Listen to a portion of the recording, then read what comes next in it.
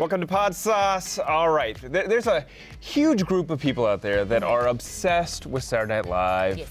I have to say, I for many years loved the show. I don't know, there's just something about it. There's just this cult surrounding it. And now, if you're a fan of Saturday Night Live, and you are a fan of, obviously, podcasting, that's why you're watching our show right now, we have a recommendation for you. Yes, we do. We have the host, Jon Schneider, of the SNL Network podcast on here. Yeah. Jon, welcome, buddy. Oh, thank you so much for having me. This is just, it's so cool to talk about what we're doing over here at the SNL Network. I We're love covering it. all things SNL, right? So like the recaps, what happened on the show, and then I listened to the Hollywood Dish, and at the end of Hollywood Dish, they actually spoke about, we'll get more into that within the interview, but they talked about like what will be happening on the next episode. Did I hear that correctly towards the end? What's coming up 100%. On SNL? Yeah, so for sure. I mean, the thing about Saturday Night Live is obviously it's been around for 47 years. So there's all different types of generations and demographics that are into the show. And we wanted to find a way to bridge the gap between the fans and the show itself. Obviously, you know, the people who are on the show, they are up and coming celebrities. These are names you're going to know for the next, 20 or 30 years. And how can we provide a service as fans of the show to other fans all around the world by letting them know, more information about these people even before they become the biggest names in the world. So that's our goal here at the SNL Network through the many different shows that we have on our podcasting platform. So how did you get into, because obviously, like you said, Saturday Night Live has been around forever, but how did you decide to make a podcast centric around, we watch, the show goes on the air, and then you go with a roundtable of other experts in the field to talk about the episode and really dissect the whole thing?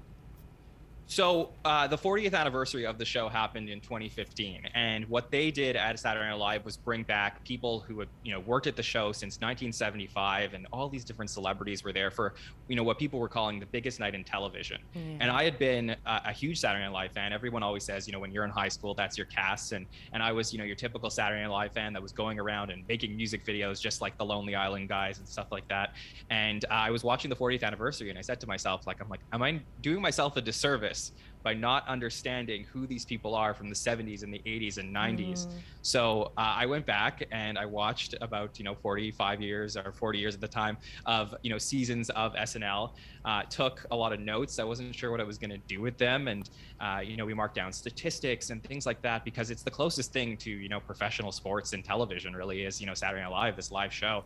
And then when the pandemic hit and a lot of people were looking for things to do, including creating content, I thought to myself, I was like, wouldn't it be really cool to get some of the biggest SNL experts in the world to come and sit down and talk through each episode? And it doesn't always have to be the same people. It could be rotating people. So we can reach out to people from New York Magazine, from Vulture, Entertainment Weekly, AV Club, all these different journalists, super fans, alumni of the show, people who were former cast members who wanted to just, talk about their history at the show.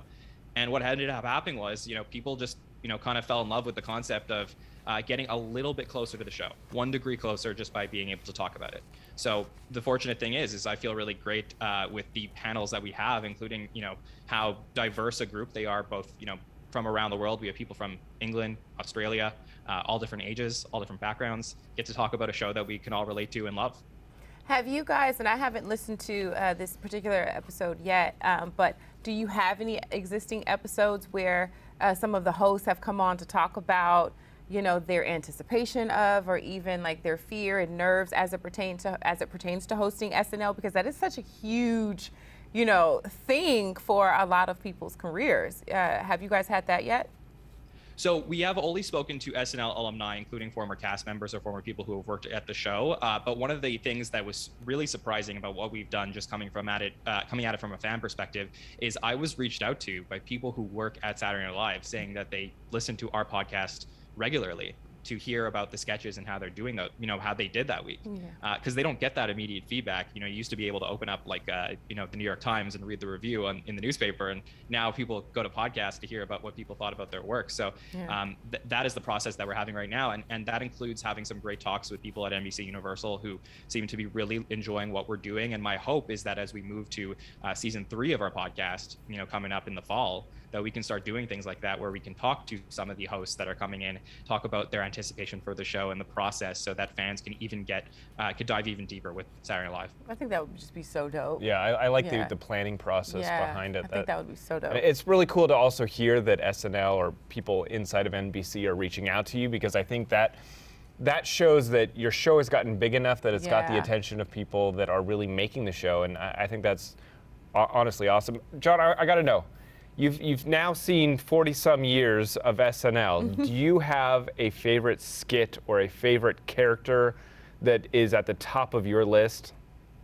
Well, I gotta be careful, because all the fans of the podcast know that this is a little bit of a faux pas. We say sketch, not skit, for SNL. So. Well, you know what? Here on Podsauce, we say... No, here with Dax, because I went to UCB, so I know it's not a skit. Yeah. There was Peyton Manning hosted the show in 2007. So we're having fun.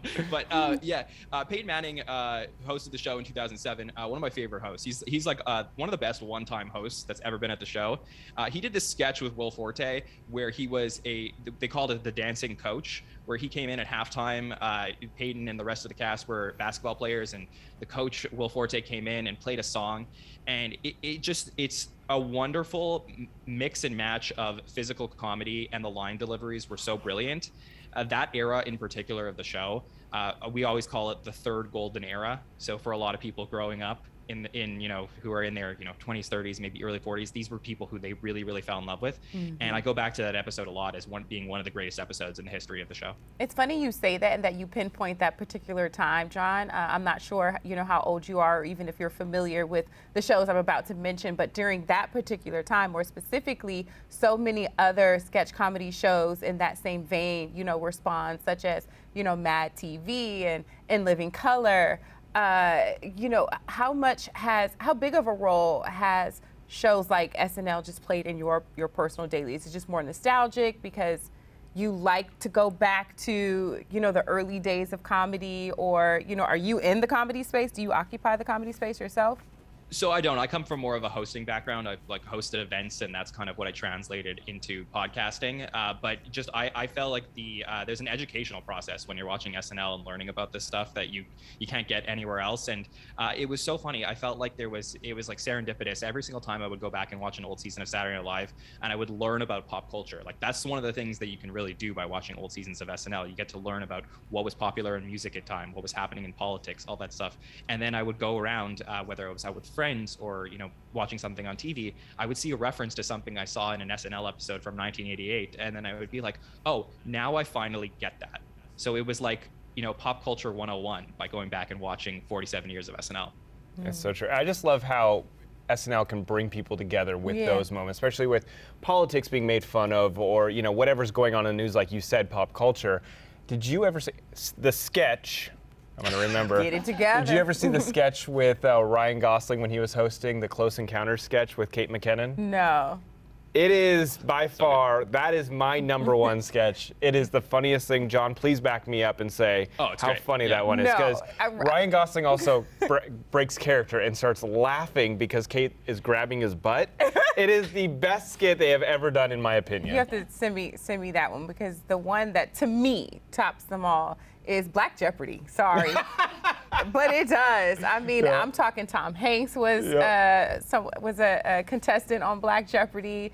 The Late Chadwick Boseman was a contestant. I mean, almost everybody was. Here's the great thing about all the sketches that you're talking about. They're all recurring sketches. Yeah. Yep. Recurring characters. Yeah. So, this is something that the show has actually gotten away from a little bit in recent times. And that's something we talk about a lot on our roundtables and on our hot take show that we do immediately after the episode airs. We often, we're live at, 1 a.m. Eastern time on YouTube, breaking down all the sketches and stuff like that. And one of our main topics is, should they go with new concepts, or do we like recurring sketches? And I always find it fascinating when I hear people like you who, just fall in love with characters that they've seen multiple times, and then they stick with you, and they're like, that's what SNL is about, right? You could think of all the famous characters for decades. Well, it's like you think about that, because with more specifically, Kenan Thompson is the host of Black Jeopardy, but it's like what you were talking about, how it can talk about politics, it can talk about race relations, and they use that particular skit to show just how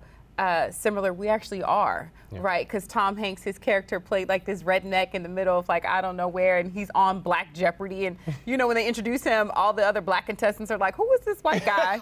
You know, playing. But lo and behold, in the end, he ended up winning Black Jeopardy because he was answering the questions the correct way as it pertains to how he grew up. So yeah, you know, John, just to piggyback off of what you were saying, the sketches within the show, more specifically, some of the more popular ones, they can really bring people together. You kind of just want more of that, especially in these times. Absolutely. Yeah, and Alesha, like how great is it, when there's so much serious, like, sometimes horrible things happening around the world that we can turn on the show at 11:30 on a Saturday and just, kind of, commiserate all together and laugh at things that are happening. 1,000%. So the episode that I went straight to when we were I was listening to your podcast, doing some research for this interview, but I was like, Kim Kardashian episode, I was like, I'm gonna go find it. I was scrolling down because I felt like it was such a big episode for just America in general, because people wanted to hate her. So people were tuning in. Are we doing America in general? Is that what we're doing? Because people they were tuning in to watch her fail. And then you had the other side there, Kim Kardashian fans, that wanted her to succeed. And then she kind of knocked it out of the park, in my opinion. I thought she did a really good job. So I wanted to go because like I said, you had this round table where you've got all these experts weighing in. And it seemed like a lot of people actually really enjoyed Kim Kardashian being on the show. 100%. Like I make this argument all the time. We have diehard SNL fans who are like, oh my God, Kim Kardashian's hosting the show. Like she's not going to be set up well to host and all this stuff. But you know what? Like in 10 or 20 years, when you go back and you look at season 47 of SNL and you see Kim Kardashian hosting, it's another example of looking at Saturday Night Live to see who is the biggest name in the world at that time. And it's a moment in time that you can look at. So I always try and say, though we examine, and we do this a lot, we do 3 shows a week looking at every SNL episode. I always like to say, let's take a step back and look at things from a macro perspective. If Kim Kardashian is the biggest name in the world and she's hosting SNL, that's a win-win for the show. Yeah, so you hear that? Shady McShaderstein's over here. Shading Kim Kardashian. I'm as a collective, I'm just over the Kardashians. As a whole, I get it. I would like them to just go live their lives, not publicly. That's it. Just get off their asses and just stop being seen publicly. So, John, give me one name of someone you want to see hosting the SNL stage. Ooh, okay. Someone who hasn't hosted yet, Correct. to clarify? Yeah. So I would say I would love to see Will Smith host the show. I feel he's never hosted That'd be Saturday Night Live? Yeah, he's never hosted SNL. With Bel Air out right now, I feel like he would be a really big name to get for the show as somebody who's never hosted. On a more niche level, I'm a big fan of Stephen Amell. I know that he's somebody who's wanted to host the show a long time, and I would love to see him do that. And then there's a lot of like really wonderful female actresses out there that SNL hasn't necessarily like tapped into. Zendaya, I think, would be a huge name right now. Never hosted. Never hosted SNL. Yeah, and she's like one of the biggest names in the world, and I feel like SNL should do everything they can to try and get her to host the show this year. So especially since everyone's kind of giving her a little flack right now for the more recent season of Euphoria, as if you don't know what Euphoria is. A little graphic, but anyways, you ready to? Yeah. So listen, we are a podcast discovery show. Is there any podcast that you yourself listen to that could recommend to our audience to check out? 100%. We have modeled our podcast based on another one, which is called Rob Has a Podcast, and just really one of my podcast mentors. Truly, if you love reality competition shows like Survivor and Big Brother, Amazing Race, those shows, he has set up a wonderful network of podcasts that's very similar to ours, where they break down with different panelists about the shows that they see on a week-to-week basis. And I definitely owe a lot of success for what we're doing over here to seeing what he does. The shows are absolutely hilarious, and it's just an amazing community that he has built, which I'm trying to emulate over here at the SNL Network. Awesome. Love it. Well, I'm going to do a super shameless plug, but I have a recommendation for you. Okay. It's called Hollywood Raw, Okay. which is my other podcast. Shot, Dax. I'm not mad. No, I'm going to say check it out because we just had Chris Kattan on, and that is why he was a phenomenal interview, and we dove deep into the beginnings of how he got onto Saturday Night Live, what it was like working in the writer's room, what it was like being friends with Will Ferrell at Groundlings and then move over to Saturday Night Live, and just the evolution. He came over with Jennifer Coolidge, and obviously she didn't make the show, but she came in with him and Will and like all these people, and he just went through the heyday of Saturday Night Live and the evolution of doing his movies. I mean, it was just a really fascinating long-form interview with a huge member of Saturday Night Live. No, that's fair. That makes sense. I can see why you did that. Yeah. I'm gonna get off your back. Yeah, That makes I sense. think, well, because you know what, I feel like Jon would really appreciate That's true. that 100%. behind the Yeah. scenes. He would. Yeah, so Did there he you talk go. about his departure from SNL and why that transpired? We talked about it all. I mean, we had Good. an hour with him to just kind of talk about everything in his life, and big people that would come in to host the show that they would have him do the Night at the Roxbury thing, and there was guys that couldn't actually do the head bob, so they didn't get to do the skit with him because that skit was so big. So like Sylvester Stallone couldn't do the head bob, and there was other people that he brought up, and it was just fun because that was like my era growing Yeah, up. Like yeah. I loved that era of Saturday Night Live. Anyway, so there you go. Yeah. Hollywood And- Rock. and Check it out. You know what I love about that, Dax, is that like sometimes people see SNL as like this secret institution that they don't know what's happening on AH in New York, and when you get to talk to alumni like that and they break down all the stories and behind the scenes of the sketches and moments you love from 20 years ago, there's really nothing like it. It's just Exactly. amazing. That's fair. That's Love it. fair. Jon Schneider, host of SNL Network. Thank you so much for kicking it with us on Podsauce. My pleasure. Thank you guys. Thank you. Peace.